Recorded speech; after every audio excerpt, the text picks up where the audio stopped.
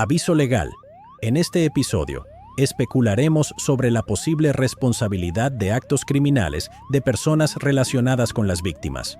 En ningún momento afirmamos tener conocimientos especializados ni saber con certeza quién cometió esos crímenes. Todas las declaraciones hechas deben tomarse como opiniones. Los asesinatos de la familia Bain se erigieron como el caso más discutido y divisivo en la historia criminal de Nueva Zelanda. El caso relacionado con sus muertes fue revisado por expertos legales del Reino Unido, Canadá y Australia, todos los cuales llegaron a conclusiones diferentes. Dicho esto, acompáñanos mientras profundizamos en los hechos que rodean el caso e intentemos descubrir por nosotros mismos quién fue el asesino más probable. Robin Irving Bain nació el 25 de noviembre de 1935 en Stratford, Taranaki, Nueva Zelanda. Era el mayor de 4 hermanos y creció en un hogar cristiano. Toda la familia participaba en diversas actividades de la iglesia y, según su hermano Michael, Robin solía cantar en el coro de la ermita y tocar la guitarra.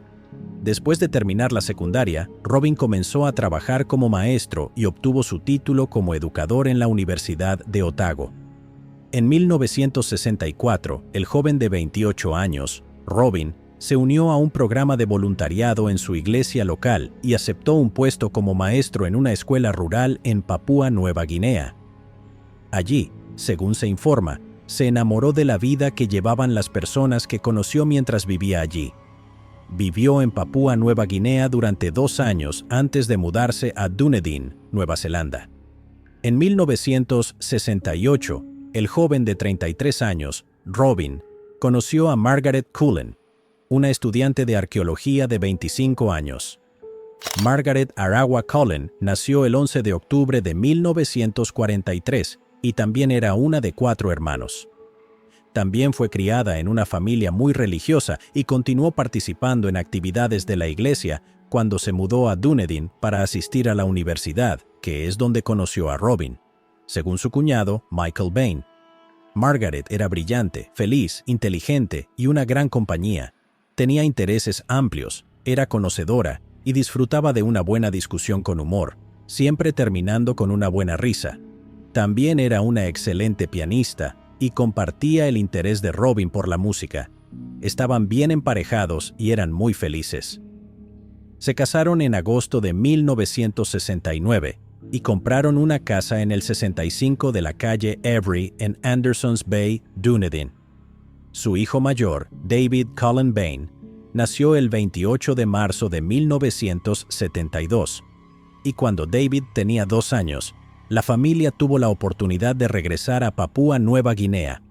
Robin había aceptado un puesto como subdirector en el Garland Teaching Training College, y según el director de esa época, Robin cumplía con sus deberes con un característico sentido del humor y una autoridad tranquila. Proporcionó un liderazgo profesional sólido y se ganó el respeto del personal. Mostró una verdadera fortaleza en su capacidad para estimular el pensamiento y la creatividad entre los demás. La familia dio la bienvenida a 3 hijos más mientras vivían en Papúa Nueva Guinea. Aragua Mary Bain, quien nació el 26 de junio de 1974. Laniet Margaret Bain, quien nació el 19 de marzo de 1976, y Stephen Robin Bain, quien nació el 1 de enero de 1980. Margaret se fascinó con la cultura local y, según se informa, se sumergió por completo en ella, aprendiendo todo lo que pudo sobre las costumbres y creencias locales. Según los informes, había estado educando a sus hijos en casa, pero a medida que se involucraba más en la vida en las islas, supuestamente comenzó a descuidar a su familia. Sus vecinos en ese momento informaron que la familia era extraña, y algunos de los informes los describían como hippies. Sus vecinos explicaron que, cuando los niños Bain eran pequeños, a menudo corrían sucios, desnudos y sin supervisión. También se quejaron de que Margaret no se mantenía al día con su educación y que ya no se preocupaba por mantener una casa limpia y ordenada. Pero Margaret y Robin argumentaron que no veían ningún daño en dejar que sus hijos crecieran lejos de las influencias malvadas del mundo moderno. Pero Margaret pronto se volvió cada vez más extrema en sus creencias religiosas. Había comenzado a mezclar el cristianismo con las supersticiones de las tribus locales y, según se informa, se fascinó con las prácticas de los curanderos tradicionales en la isla, y en particular con la cantidad de influencia que estas matriarcas tenían sobre sus comunidades. Esto la llevó a creer en cosas como la reencarnación, la canalización o la capacidad de comunicarse con espíritus, ancestros o algún otro poder superior, y la interpretación de sueños, a lo que sus vecinos occidentales se referían como sus creencias de la nueva era. Ella realizaba rituales para limpiar su vehículo y su hogar de espíritus malignos y, según se informa, llevaba un amuleto colgado del cuello que usaba para tomar decisiones. Ella lo balanceaba como un péndulo y luego interpretaba los movimientos para decidir cosas cotidianas, como qué comprar en el supermercado ese día o si debía pasar todo el día en la cama. Robin, por otro lado, pasaba la mayor parte de su tiempo en la escuela y estaba involucrado en mucho trabajo de caridad. También era miembro de varias bandas de bluegrass, porque, por supuesto, y los niños participaban en varias obras y producciones locales. Regularmente iban de campamento y mochileo, viajaban extensamente por las islas y pasaban días enteros en la playa, durante los cuales Robin se convirtió en un buzo certificado. Sus vidas parecían idílicas, y a los niños les encantaba vivir en las islas. Pero, con el tiempo, Margaret comenzó a preocuparse de que algo estuviera fundamentalmente mal en su familia.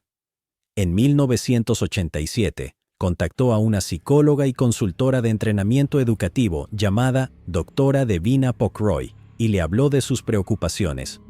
La Dra. Pockroy accedió a ver qué se podía hacer para ayudar a la familia Bain. Sin embargo, cuando entró en la casa, la Dra. Pockroy quedó asqueada por el estado de la vivienda, y más tarde varias personas confirmarían que Margaret y Robin eran de los peores tipos de acumuladores. Nunca había visto tanto caos. Todo estaba mezclado: comida vieja, ropa interior sucia, grasa goteando por las paredes de la cocina. Peor aún era el estado de la dinámica familiar, y la Dra. Pockroy explicaría más tarde que las relaciones que Margaret tenía con su familia eran increíblemente tóxicas.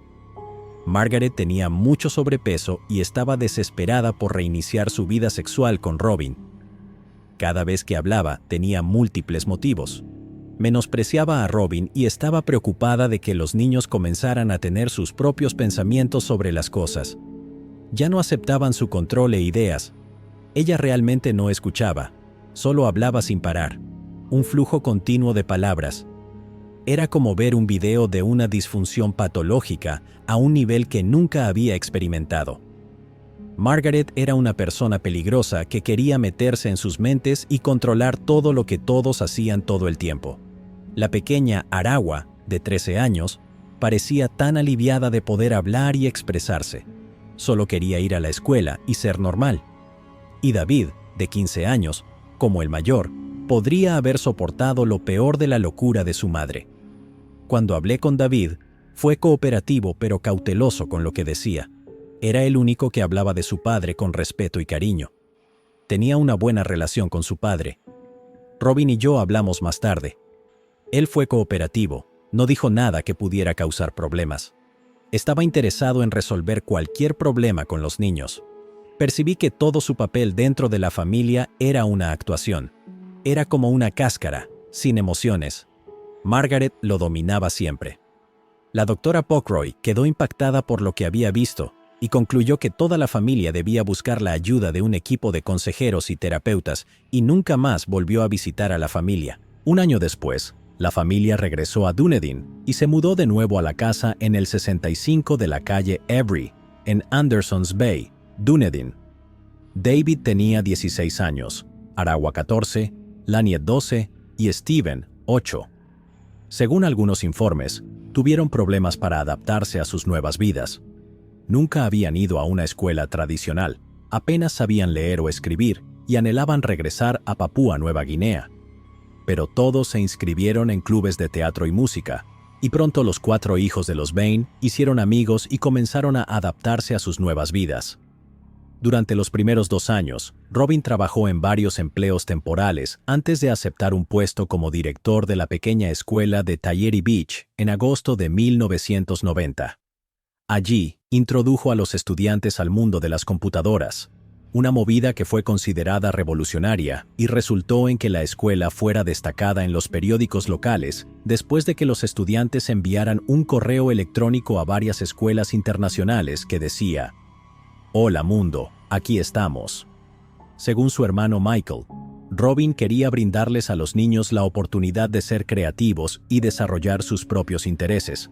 Veía la necesidad de que cada niño fuera alfabetizado digitalmente y pudiera usar la tecnología de la información. También creía en la dignidad del individuo y tenía un enfoque comprensivo y empático hacia los niños con necesidades especiales. Creía en la importancia de distinguir entre una actividad inaceptable y una persona inaceptable, y que la mejor persona para lidiar con el problema era la persona que lo tenía. Creía que la integridad es la cualidad más importante a la que un maestro puede aspirar. Aunque Robin era amado, admirado y respetado por sus compañeros, lo mismo no se podía decir de su familia. La casa en el 65 de la calle Every estaba en ruinas, y Robin y Margaret comenzaron a planear derribarla y reemplazarla con una casa más moderna. Su matrimonio tampoco estaba yendo mucho mejor. Richard Matches, un viejo amigo de Robin y Margaret, diría más tarde que Margaret era una extrovertida, a menudo ruidosa y a veces inapropiada en su forma de hablar y comportarse. Tenía la impresión de que Margaret era la persona dominante en la relación y explicó que a ella le gustaba menospreciar a Robin frente a los demás. Una vez, cuando le preguntó a Margaret cómo estaban ella y Robin, ella le dijo: «Terrible. Si pudiera dispararle, lo haría». Poco después de mudarse a Dunedin, Margaret había comenzado a referirse a las mujeres como Belial o como el diablo, y continuó dominando el hogar, predicándoles constantemente a sus hijos que su padre estaba lleno del diablo. Llegó tan lejos como para realizar rituales de limpieza cada vez que él salía de la habitación, para poder limpiar la casa de su influencia, y a menudo gritaba que sus hijos adolescentes eran tan malos como él. En un momento dado, Margaret se mudó de la casa y se fue a vivir a una vieja caravana que estaba en el patio trasero para escapar de las influencias malignas de Robin. Escribía obsesivamente en su diario.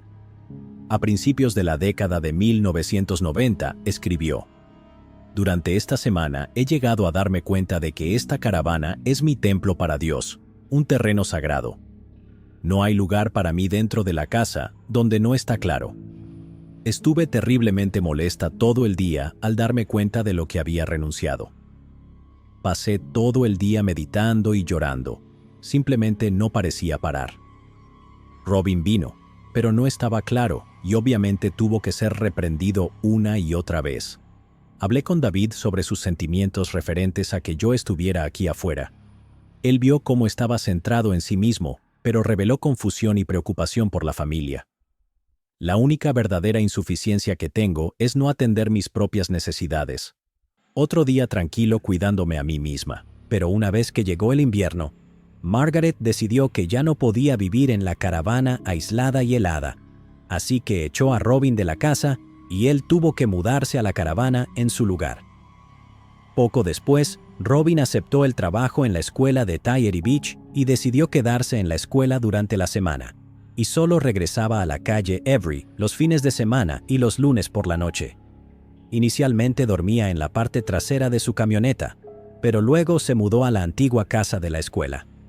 Su matrimonio con Margaret básicamente había terminado, pero él todavía quería pasar tiempo con sus hijos, y como dependían de sus ingresos, ni él ni Margaret solicitaron el divorcio.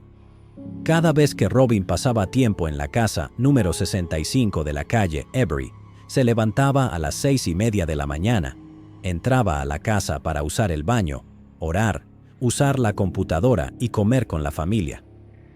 Por la noche, veía televisión con Margaret y los niños antes de regresar a la caravana, donde leía un libro o escuchaba la radio. Todavía participaba en eventos comunitarios, como el anual Polar Plunge, cantaba en el coro de la iglesia con David y asistía regularmente a las actuaciones teatrales de sus hijos.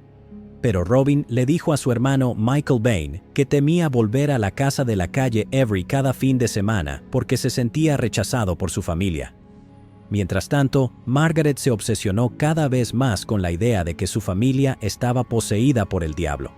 En marzo de 1990, escribió en su diario que había convocado una reunión familiar para ayudar a su familia a deshacerse del diablo, pero explicó que los miembros de la familia carecían de motivación para liberarse de las influencias de Robin. Paul Morris, entonces jefe de estudios literarios en la Universidad de Victoria, explicaría más tarde que, según Margaret, Robin no estaba haciendo todo lo que debería hacer. Mi sensación era que estaban profundamente distanciados.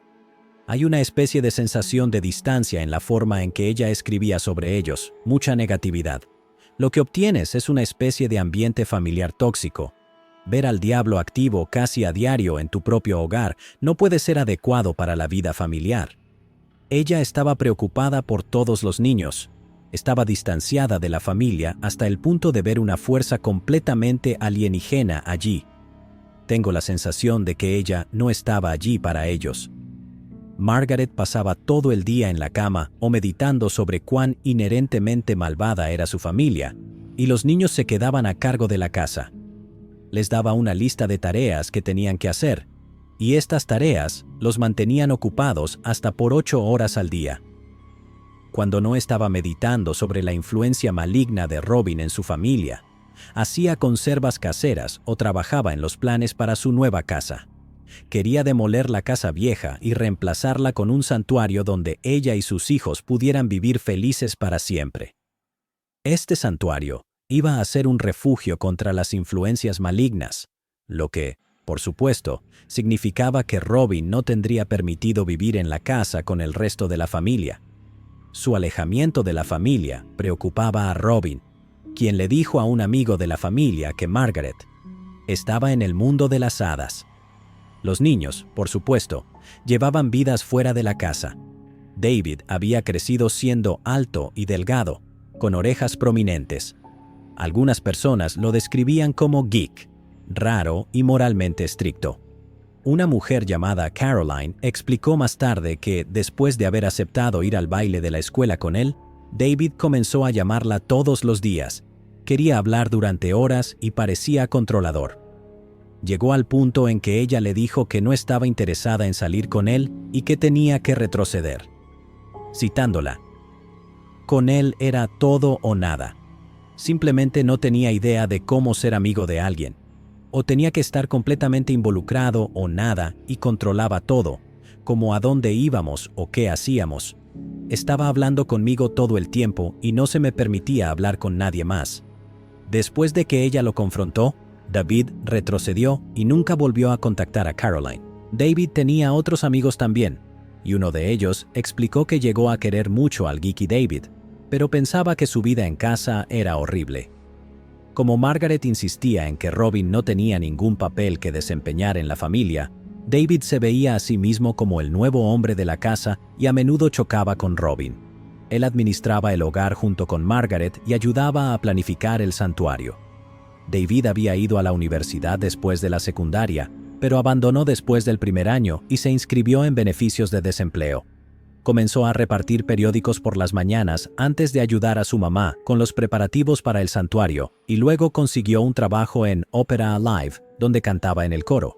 Debido a su nuevo interés en la música, David se inscribió en una licenciatura en música clásica en la Universidad de Otago y aspiraba a convertirse en un renombrado cantante de ópera. Aragua, por otro lado, tenía muchos amigos y fue la jefa de grupo durante su último año de secundaria. A menudo invitaba a amigos a su casa, pero luego informaban que no se sentían cómodos en la casa de los Bain. Una amiga suya llamada Kristen Karsh explicaría más tarde que Margaret ignoraba a Aragua durante semanas y simplemente se quedaba en la cama sin hacer nada. Robin era amable pero ausente, y David solía estar cerca de ellos como si estuviera actuando como chaperón durante sus visitas. Debido a esto, Aragua no invitaba a mucha gente y prefería reunirse con sus amigos fuera de la escuela. Pero incluso entonces, David los acompañaba para poder vigilar a su hermana. Seguidamente, Aragua optó por reunirse con sus amigos en secreto. Después de la escuela, Aragua decidió seguir los pasos de sus padres y estudiar en la escuela de docentes. Al igual que David, Aragua tomó trabajos de medio tiempo y trabajó en un café del museo, ahorrando para mudarse a su propio apartamento. Laniet estaba particularmente afectada.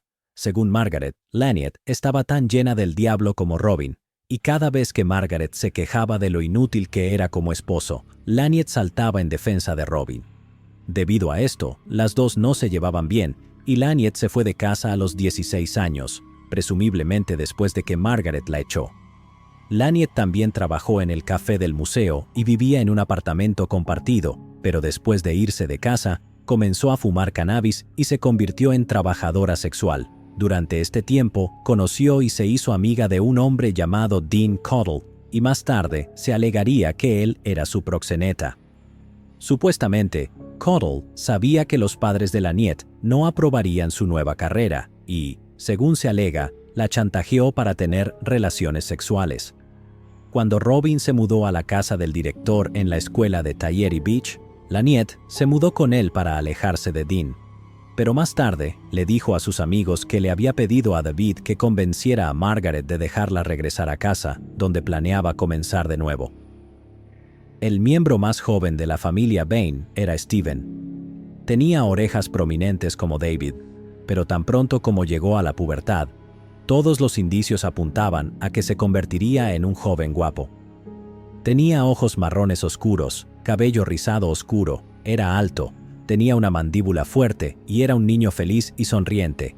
Según su profesor de educación física, estaba lleno de vida y, en educación física, era un niño fuerte y muy robusto.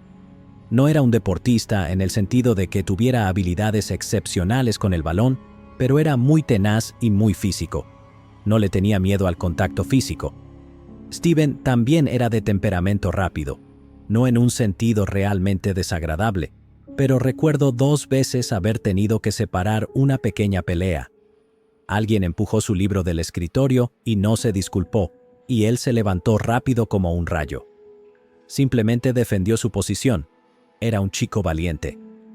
Fue en la semana previa a los asesinatos que Laniet y Aragua le dijeron a sus amigos que toda la familia se reuniría ese fin de semana para una reunión familiar y que sería la primera vez en meses que todos estarían juntos de nuevo. Sin embargo, esa mañana del lunes, todos menos un miembro de la familia Bain estaban muertos. A las 7:09 de la mañana del 20 de junio de 1994, se realizó una llamada al número de emergencia 111. La voz al teléfono gritó: «No, están todos muertos. Están todos muertos. Llegué a casa y están todos muertos». La persona sonaba angustiada y sin aliento, y cuando la operadora preguntó quién estaba muerto, la persona dijo: «Mi familia. Están todos muertos. Apúrense». La operadora calmadamente le dijo a la persona: «Está bien», y luego confirmó la dirección y el número de teléfono antes de asegurarle a la persona al otro lado de la línea que la policía estaba en camino. Los agentes Kim Stephenson y Jeff Willey llegaron a la casa número 65 de la calle Every alrededor de las 7:20 de la mañana. Como era pleno invierno en el hemisferio sur, todavía estaba oscuro. Una ambulancia ya estaba esperando en el lugar, y los paramédicos se escondían detrás de la ambulancia, esperando que la policía se acercara a la puerta principal por si acaso todavía había un tirador activo dentro de la casa. Los agentes encendieron sus linternas y se dirigieron hacia la puerta principal, pero cuando vieron una figura moviéndose frente a las ventanas, la pareja entró en pánico y se escondió en su auto hasta que estuvieron seguros de que quienquiera que fuera no iba a comenzar a dispararles. 1 minuto después se les unieron el agente Les Andrew y el sargento Murray Stapp, y una vez más se dirigieron hacia la puerta principal. Llamaron, pero no obtuvieron respuesta, así que decidieron intentar ver si podían ver a alguien dentro de la casa. Había montones de cosas apiladas en el porche a la izquierda, por lo que el agente Willey miró a través de una ventana a la derecha, a través de una abertura en las cortinas. Citándolo: «Pude ver un arma en el suelo y pude ver una mano». Lograron mirar a través de la otra ventana y vieron a David Bain tirado en el suelo de la habitación en posición fetal, sosteniendo su cabeza con las manos. El agente Willie le gritó. Recuerdo que le pedí que abriera la puerta y él dijo que no. Le pregunté, ¿dónde está tu padre? Y él simplemente señaló hacia la habitación al otro lado del pasillo. David todavía no abría la puerta principal, así que la policía rompió uno de los cristales de la ventana y abrió la puerta desde afuera. Entraron a un pasillo oscuro y desordenado y encontraron a David en una habitación a la izquierda. El agente Stephenson se acercó a David y notó que estaba llorando diciendo, «Están todos muertos, están todos muertos». El agente Stephenson le preguntó a David cuántas personas había en la casa, y David confirmó que había 6. El agente Andrew luego vigiló la puerta principal mientras el agente Willie y el sargento Stapp registraban la casa oscura, lúgubre y de mal olor. En la habitación frente a la de David, encontraron el cuerpo del hombre de 58 años, Robin Bain. Estaba acostado sobre su lado derecho, con los pies apuntando hacia la puerta. Junto a su mano derecha había un cargador de 5 balas con 3 balas dentro. Un rifle Winchester semiautomático calibre 22 estaba en el suelo detrás de su cuerpo, y un silenciador había sido colocado en él. Había recibido un disparo en la sien izquierda. Más adelante en el pasillo, a su derecha, había una escalera que conducía a una sección inferior de la casa, y junto a ella había una pequeña habitación desordenada. Una tabla de planchar estaba frente a un armario independiente, y la mayor parte del lado derecho de la habitación estaba dominado por una mesa de dibujo de arquitecto llena de planos de planta y otros bocetos. En el extremo opuesto de la habitación, la joven de 18 años, Laniet, había sido asesinada mientras aún dormía en su cama. Había recibido 3 disparos en la cabeza. La luz en la habitación frente a la de Laniet estaba encendida, y dentro de la habitación encontraron el cuerpo de la mujer de 50 años, Margaret. Ella también estaba dormida cuando recibió un disparo justo encima de su ojo izquierdo. El pasillo conducía a una sala familiar grande y oscura, pero como parecía no haber sido tocada, los oficiales de policía bajaron las escaleras donde encontraron la cocina y la lavandería. A la derecha de la escalera se encontraron con la habitación de la joven de 19 años, Arawa. La entrada estaba cubierta con 2 cortinas, una red y una cortina hecha con anillos de metal que tintineaban al moverla.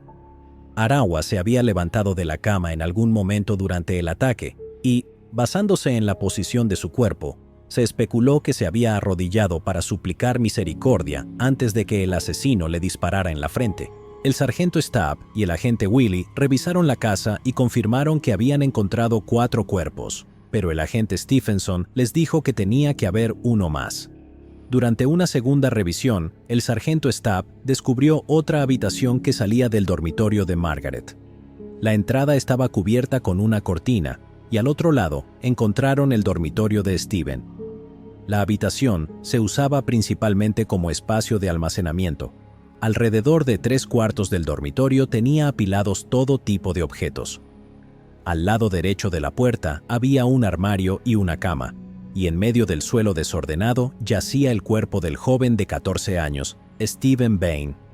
Stephen había estado usando una camiseta blanca y pantalones cortos negros, pero era evidente, por el estado de su cuerpo y la sangre que cubría la cama, el suelo y varias superficies en el dormitorio, que Stephen había luchado.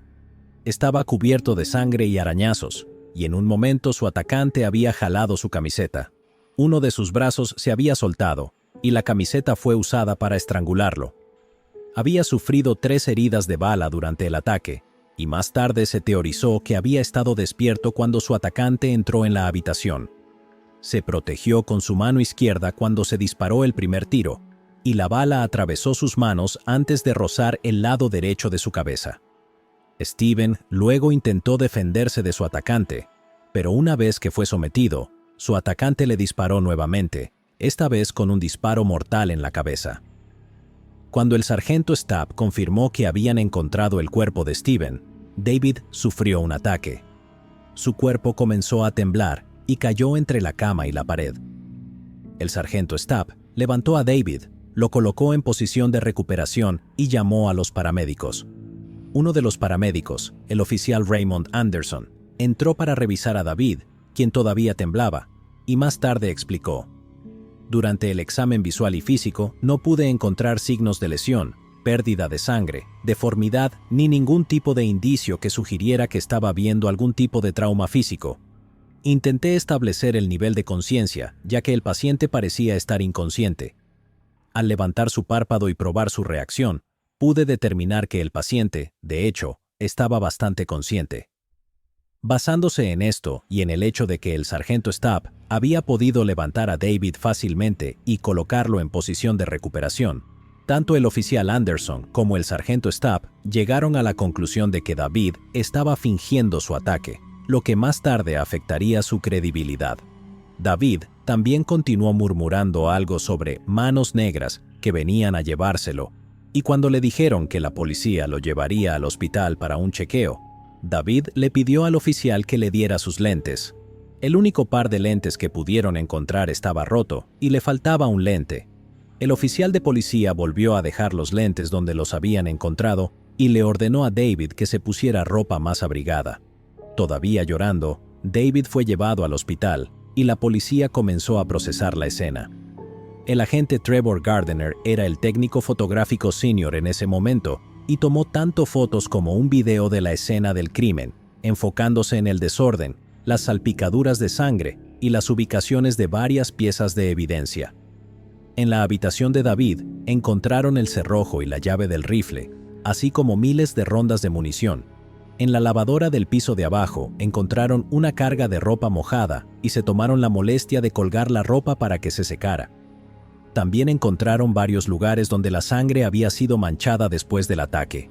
En los marcos de las puertas que salían de las habitaciones de Steven y Margaret, en varios encendedores de luces, en el marco de la puerta que conducía a las escaleras, en el marco de la puerta de la habitación de Aragua, en el marco de la puerta que conducía a la cocina, en la lavadora y en una botella de detergente para la ropa. También encontraron una huella de palma ensangrentada parcial en la lavadora y tomaron varias fotos de ella antes de registrar las huellas. En la semana siguiente a los asesinatos, se roció luminol en varias superficies dentro de la casa, lo que reveló la presencia de 6 huellas ensangrentadas que salían de la habitación de Steven, pasaban por la de Margaret hacia la de Laniet y luego se alejaban hacia la escalera. También encontraron rastros de sangre en el baño de abajo, principalmente alrededor del lavabo, en la alfombra del baño y en algunas toallas. En la habitación de Steven encontraron un casquillo de bala y una bala disparada en su almohada, que había rebotado en la pared después de rozar el costado de su cabeza. En la sala principal, donde se encontró el cuerpo de Robin, encontraron un casquillo de bala detrás de un conjunto de cortinas verdes que separaban un rincón del resto de la habitación. Dentro del rincón, encontraron la computadora de Robin, y en la pantalla había un mensaje escrito que decía: «Lo siento, eres el único que merecía quedarse». La policía también registró la caravana donde Robin había vivido y encontraron un manual de instrucciones que pertenecía al rifle, junto con 20 casquillos de bala vacíos. Revisaron la alarma del reloj de Robin y confirmaron que había sido configurada para las 6:30. Al igual que el resto de la casa, la caravana estaba hecha un desastre, y la policía no encontró nada más de interés allí. Una vez que los cuerpos fueron retirados, la policía marcó cada mancha de sangre en la habitación de Steven y encontró un par de guantes blancos formales empapados de sangre que pertenecían a David debajo de la silla. También encontraron un lente de un par de anteojos debajo de algunos de los objetos que cubrían el suelo. El lente pertenecía a un par de anteojos rotos que habían sido encontrados en una silla en la habitación de David. El patólogo explicaría más tarde que no pudo examinar todos los cuerpos en la escena y, como tal, no tomó su temperatura, lo que significaba que la policía no podía estar exactamente segura de cuándo habían sido asesinados los diversos miembros de la familia. Uno de los paramédicos señaló más tarde que, cuando fue a confirmar que el resto de la familia Bain estaba muerta, el cuerpo de Robin estaba más caliente que los demás, y la evidencia forense también ayudaría a confirmar que él fue la última persona en ser disparada con el rifle.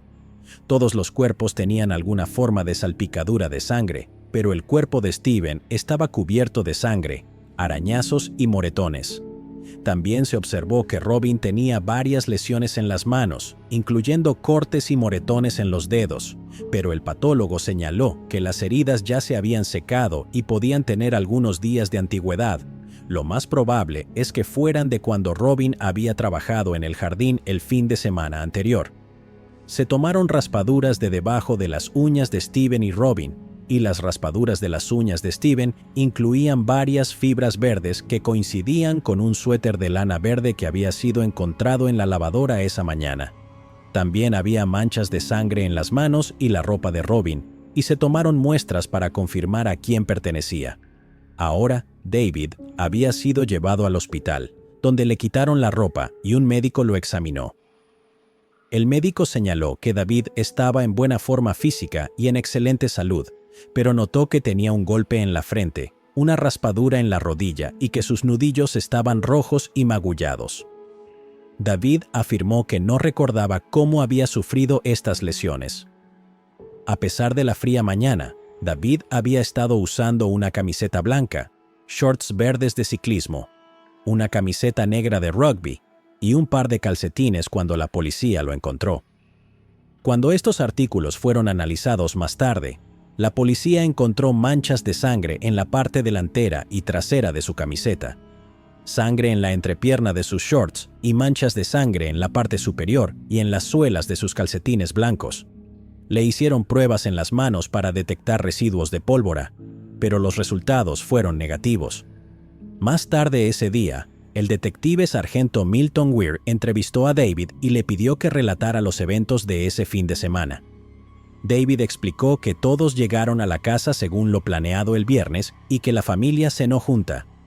Ese sábado, él y Robin trabajaron para limpiar el patio trasero en preparación para la casa que Margaret quería construir, y que el domingo él y Robin discutieron por una motosierra. Según David, Robin quería llevar la motosierra a la escuela de Tallery Beach para cortar leña, pero David insistió en que necesitaba la motosierra para continuar su trabajo en el jardín. También le dijo a la policía que tenía una relación muy tensa con Robin, como Margaret les había estado diciendo a sus hijos durante años que Robin era un esposo inútil y el diablo encarnado. David creía que Robin no tenía un lugar en la familia y explicó que Robin era astuto y a menudo escuchaba las conversaciones que Margaret tenía con sus hijos. David también sentía que Robin había maltratado a Margaret, y luego explicó que Margaret había abandonado su carrera de enseñanza en estudios musicales para seguir a Robin a Papúa Nueva Guinea, y que una vez que llegaron, él esperaba que ella fuera la perfecta ama de casa. Años más tarde, Robin iba a divorciarse de ella, y como ella había dado todo a la familia durante años, Margaret se habría quedado sin nada. Sentimientos que se reflejaban en los numerosos diarios de Margaret y sus constantes quejas sobre Robin. Según David, nada inusual sucedió esa noche del domingo. David se fue a la cama alrededor de las 8 de la noche. Lynette y Margaret estaban en la sala viendo televisión y más tarde David escuchó voces elevadas, pero afirmó que no podía escuchar de qué se trataba la discusión porque su habitación estaba en el lado opuesto de la casa. Esa mañana del lunes, David se despertó alrededor de las 5:30. Se vistió con su ropa para correr y salió de la casa a las 5:45 para su ruta de reparto de periódicos. Su perra Cassie siempre lo acompañaba, y los dos corrieron su ruta habitual, como siempre lo hacían. Regresó a casa alrededor de las 6:42 y notó que la luz estaba encendida en la habitación de Margaret, lo cual no era inusual, ya que ella generalmente se levantaba a las 6:30. David solía prepararle una taza de café después de regresar de su ruta de reparto, pero esa mañana fue primero a su habitación. No encendió la luz de su habitación, pero se quitó sus zapatos para correr, colgó su bolsa amarilla de reparto de periódicos detrás de la puerta, tiró su Walkman en la cama y luego bajó las escaleras nuevamente, todavía en la oscuridad. Se dirigió a la lavandería y, mientras se lavaba las manos para quitarse la tinta negra que usualmente las manchaba, se quitó su sudadera roja, explicando que estaba sudado y caliente después de correr esa mañana. Puso su sudadera roja en la lavadora, agregó algunas prendas de colores de la canasta de lavado y luego inició el ciclo de lavado. Subió las escaleras y, cuando encendió la luz de su habitación, notó que había un puñado de balas en el suelo. Luego vio que su rifle estaba tirado en el suelo y revisó su armario, donde usualmente guardaba el rifle. No estaba. David corrió hacia la habitación de Margaret y, cuando apartó la cortina que servía como puerta, vio que Margaret había recibido un disparo. En estado de shock, David corrió hacia la puerta principal con la intención de correr alrededor de la casa hacia la caravana. En cambio, abrió la puerta de la sala principal y vio a Robin tirado en el suelo con el rifle a su lado. David pasó junto al cuerpo de Robin, agarró el teléfono y llamó al 111 para pedir ayuda. Inicialmente, la policía sospechó que Robin había asesinado a la familia y luego se había suicidado, pero después de escuchar la versión de los hechos de David y leer el informe del médico sobre el examen de las lesiones de David, comenzaron a sospechar que David era quien había matado a su familia. Lo llamaron para interrogarlo el 21 de junio y le explicaron que habían revisado su versión de los hechos, pero que faltaban unos 20 minutos.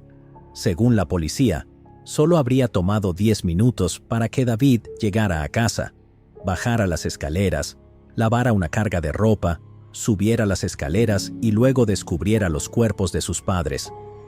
Entonces, ¿qué hizo en esos 20 minutos?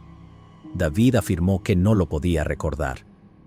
Luego explicó que había estado experimentando algunos lapsos en su memoria durante algún tiempo, que entraba en una especie de estado de trance y que minutos u horas pasaban antes de que volviera en sí, sin idea de lo que había sucedido. Lo mismo había sucedido después de encontrar el cuerpo de su padre. Cuando volvió en sí, había llamado para pedir ayuda. Luego estaba esa llamada al 111. David le había dicho al operador: «Están todos muertos».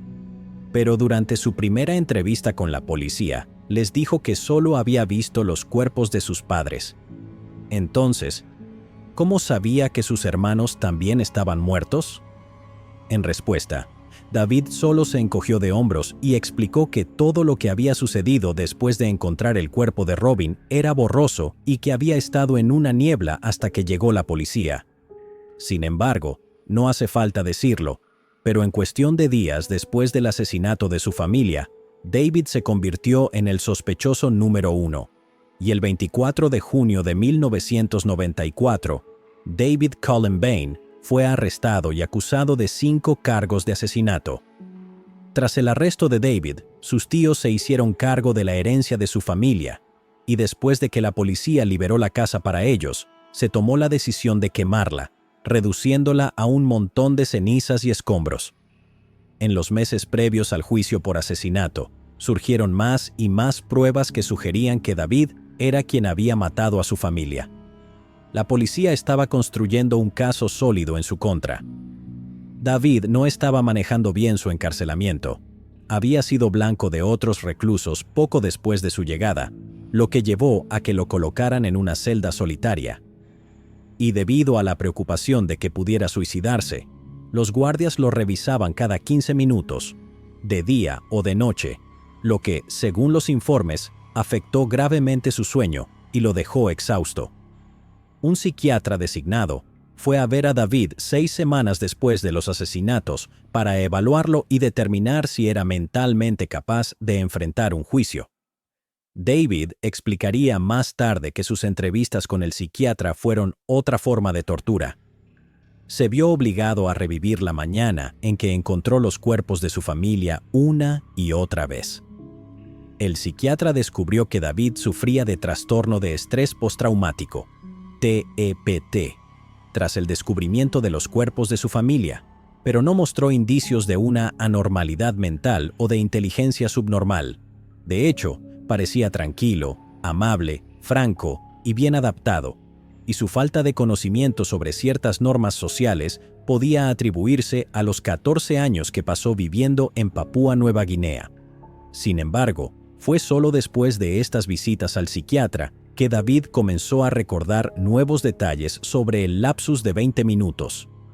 Explicó que, después de descubrir los cuerpos de sus padres, vagó por la casa en una especie de trance, revisando al resto de los miembros de su familia. Había ido a la habitación de Steven y tocó su cuerpo para comprobar si estaba muerto, y sin querer se manchó con algo de la sangre de Steven.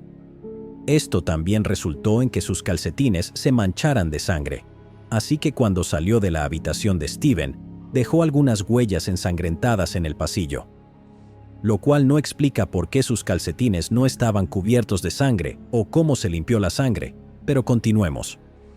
Pasó por la habitación de Laniet y escuchó que estaba haciendo gorgoteos, pero cuando se dio cuenta de que no se podía hacer nada por ella, siguió caminando. Luego, vagó hasta la habitación de Aragua para revisarla antes de volver a subir las escaleras y llamó a la policía. Estos nuevos recuerdos recuperados se convertirían en una parte clave de su evidencia durante su juicio por asesinato. El juicio por asesinato de David comenzó el 8 de mayo de 1995, casi un año después de que ocurrieran los asesinatos, y fue escuchado por el juez Neil Williamson en el Tribunal Superior de Dunedin. Durante el juicio, el abogado de David, Michael Guest, argumentó que Robin fue quien cometió los asesinatos. Él teorizó que, después de ser rechazado por su familia, Robin simplemente perdió el control y decidió acabar con sus vidas. Se levantó temprano, tomó el rifle de la habitación de David y luego asesinó a cada miembro de su familia que todavía estaba en la casa. Luego se quitó la ropa ensangrentada, se vistió con ropa limpia y terminó con su propia vida después de dejarle una nota a David en la computadora, disculpándose por sus acciones esa mañana. El señor Guest luego relató el recuerdo de David sobre lo que había sucedido esa mañana y explicó que numerosas personas habían visto a David durante su ruta de reparto de periódicos, solidificando su coartada. La fiscalía, por otro lado, argumentó que David fue quien asesinó a toda su familia. Ellos teorizaron que, en la mañana de los asesinatos, David se había levantado alrededor de las 5 de la mañana. Luego se vistió con sus shorts de ciclismo, shorts negros de rugby, pantalones de entrenamiento de color oscuro, un suéter verde y calcetines. Se puso sus anteojos y guantes blancos de ópera, sacó su rifle del armario y le colocó el silenciador para no despertar a sus posibles víctimas y no alarmar a Robin, que todavía estaba durmiendo en la caravana afuera. David desbloqueó el seguro del gatillo usando una llave que estaba escondida en una maceta ornamental en su escritorio. Luego cargó el rifle con un cargador de 5 balas. Salió sigilosamente de la habitación y acabó con cada miembro de su familia. Laniet fue la primera, seguida por Margaret. Steven se había despertado y estaba sentado en la cama cuando David entró en su habitación. Se protegió con sus manos cuando se disparó el primer tiro y luego saltó y luchó con su hermano mayor por el control del rifle. David logró dominar a su hermano de 14 años y luego lo mató. Ahora cubierto con la sangre de Steven, David se quitó los guantes ensangrentados para poder recargar el rifle y los dejó caer al suelo. Luego, salió de la habitación de Steven, dejando 6 huellas ensangrentadas a su paso. Cuando pasó por la habitación de Laniet, escuchó que estaba haciendo gorgoteos, así que entró en su habitación y le disparó otras 2 veces a corta distancia para asegurarse de que estuviera muerta, lo que resultó en que su sangre terminara en su ropa. Luego bajó las escaleras, dejando más rastros de la sangre de Steven en los marcos de las puertas y en la barandilla, antes de entrar en la habitación de Aragua. El primer disparo falló, y Aragua se despertó y salió de la cama, suplicándole que no la matara. Él le disparó y luego salió de la habitación, dirigiéndose hacia la lavandería. Se quitó el suéter ensangrentado, los pantalones de entrenamiento y los calcetines, y los tiró a la lavadora, dejando huellas de sangre en el costado de la lavadora y manchas de sangre en los detergentes, y luego encendió la lavadora.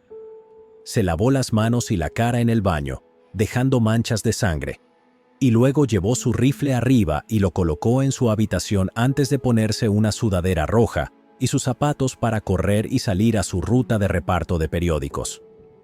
Regresó a las 6:42 de la mañana, se quitó los zapatos y su Walkman, colgó la bolsa amarilla que usaba para repartir periódicos. Luego tomó su rifle y se dirigió a la sala principal, donde encendió la computadora y a las 6:44 de la mañana escribió el mensaje. Luego se escondió detrás de las cortinas en el rincón, esperando a su padre, completamente consciente de que Robin entraría en la sala principal para orar. Y cuando lo hizo, David se acercó sigilosamente al lado de su padre y le disparó en la sien izquierda. David luego limpió el rifle con una toalla verde para eliminar sus huellas dactilares y colocó el rifle y el cargador alrededor del cuerpo de Robin para hacer parecer que Robin se había suicidado. Luego, David puso su sudadera roja, la toalla ensangrentada y otras prendas en la lavadora y encendió el ciclo de lavado. Luego volvió a subir las escaleras y limpió las huellas ensangrentadas en el pasillo para que la policía no las notara. Luego, llamó al 111 e informó que todos los miembros de su familia estaban muertos. La fiscalía tenía toneladas de evidencia para respaldar su teoría. El rifle que se usó para asesinar a los 5 miembros de la familia Bain le pertenecía a David. Él había admitido comprar el silenciador el año anterior porque afirmó que era más fácil cazar conejos cuando no se asustaban por el sonido de los disparos. David le dijo al tribunal que tenía 2 llaves para el cerrojo del rifle, una que llevaba alrededor del cuello y otra que guardaba en la maceta ornamental de su escritorio.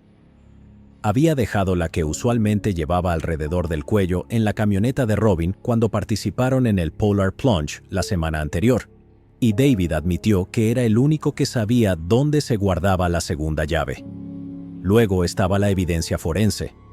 Tenían la sangre de Steven y Laniet en la ropa de David, la sangre de Robin en la parte superior de los calcetines de David, y gotas de la sangre de Steven en las suelas de los calcetines de David, y las huellas dactilares ensangrentadas de David en el rifle.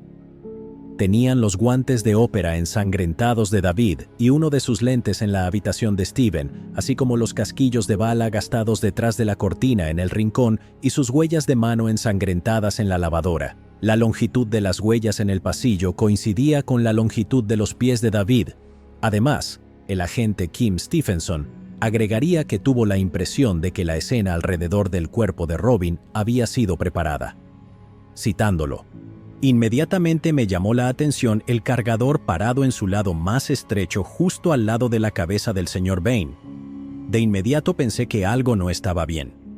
El agente Stephenson explicó que se suponía que debían tener la impresión de que el cargador se había caído de la mano de Robin después de que su cuerpo colapsó en el suelo. Pero según su razonamiento, esto significaba que el cargador debía haber quedado de lado, no parado de canto, como si alguien lo hubiera colocado cuidadosamente allí. David afirmó que no recordaba haber encendido las luces de la casa, pero había manchas de sangre en todos los interruptores de luz. Sin embargo, David también afirmó que había recorrido la casa oscura, desordenada y desorganizada, después de encontrar los cuerpos de sus padres y, de alguna manera, logró ver que todos los miembros de su familia habían muerto. Esas orejas de murciélago suyas deben haberle dado la capacidad de ver en la oscuridad. La fiscalía también tenía varios testigos que explicaron que tanto Laniet como Aragua les dijeron a varias personas que David fue quien convocó la reunión familiar ese fin de semana. Aragua también le dijo a una amiga que David solía ir de casa con Robin, pero la idea de tener un rifle dentro de la casa la hacía sentir incómoda. Ambas parecían tenerle miedo a David y se quejaban de que a menudo era controlador. Estos testigos fueron utilizados para reforzar la idea de que David era obsesivo, perturbado y que su comportamiento a menudo era extraño. David le había dicho a su novia en ese momento que tenía la sensación de que algo malo iba a suceder, aunque no estaba seguro de qué.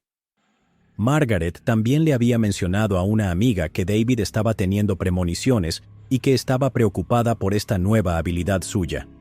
La pérdida de memoria de David también fue mencionada por ambas partes. Durante su primera entrevista con la policía, él explicó que había entrado en uno de esos estados durante una sesión de práctica con Opera Alive la semana anterior. Su amigo le dijo que simplemente se había levantado y comenzado a caminar sin rumbo. casi como si estuviera sonámbulo. Luego estaba la afirmación de David de que escuchó a Laniet hacer gorgoteos cuando descubrió su cuerpo.